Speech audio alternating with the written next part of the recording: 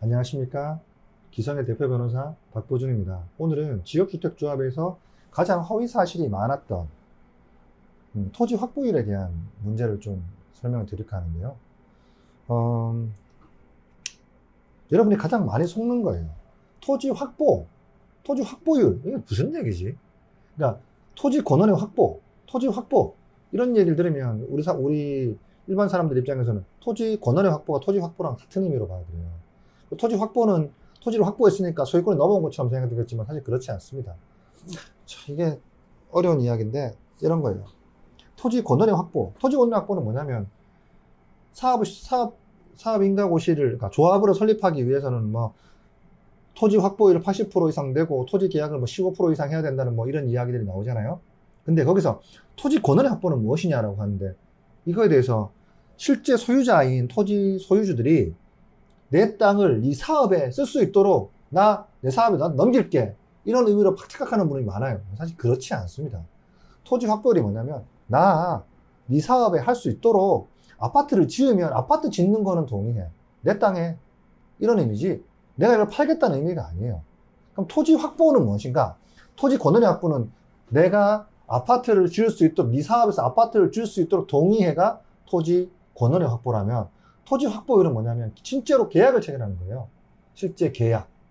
내가 계약을 체결해서 계약금을 받고 개매 계약이 체결됐기 때문에 계약금을 받고 난 다음에 넘기는 걸 말합니다.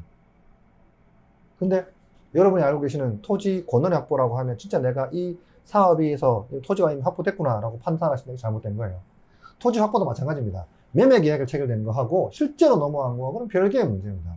자, 그러면 여러분들 제가 여쭤보고 싶어요. 여러분은 그럼 이거 확인하세요? 확인 안 해요.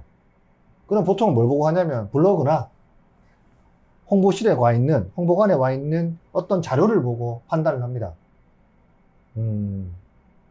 되게 위험한 겁니다. 등기부등본 다 떼볼 수는 없죠. 네. 그럼 보통 어떻게 확보를 하느냐? 추진위 단계에서 조합 단계로 넘어갈 때 업무 대행사가 자료를 확보를 해서 그 자료를 구청에다 신고를 하거나 아니면 시청에다 신고를 합니다. 그러면 그 자료를 정보 공개 청구, 다시 말씀드립니다. 정보 공개 청구를 통해서 확인을 할 수가 있어요. 그러면 토지 확보율이 얼마나 되었는지, 토지 권한의 확보는 얼마나 되었는지, 매매 계약은 얼마나 체결했는지에 대한 정보를 확인할 수가 있습니다.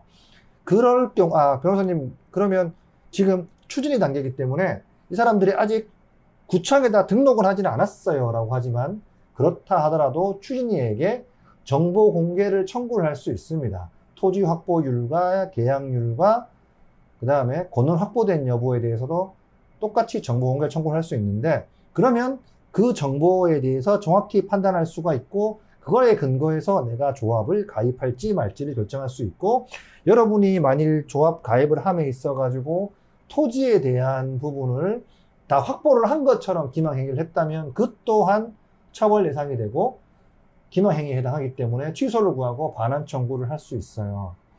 그런데 여러분 꼭 물어봐야 되실 것 무엇이냐?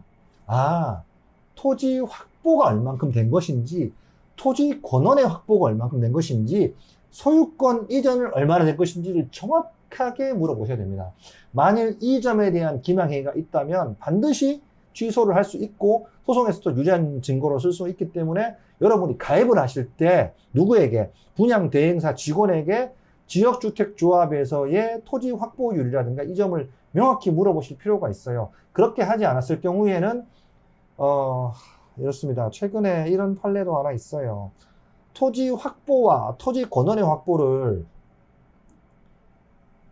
판사님들이, 이게 일반인 입장에서 토지 권한의 확보를 지우고 토지 확보라고 썼으면 누가 봐도 토지 권한의 확보가 아니고 확보하고는 두 개의 차이는 그렇지 않습니까? 토지사용 승낙서 쓴 거 써준 거하고 매매 계약서 체결한 거는 완전 별개의 문제인데 판사님들은 이 점에 대해서 명백한 기망행위로 보지를 않더라고요.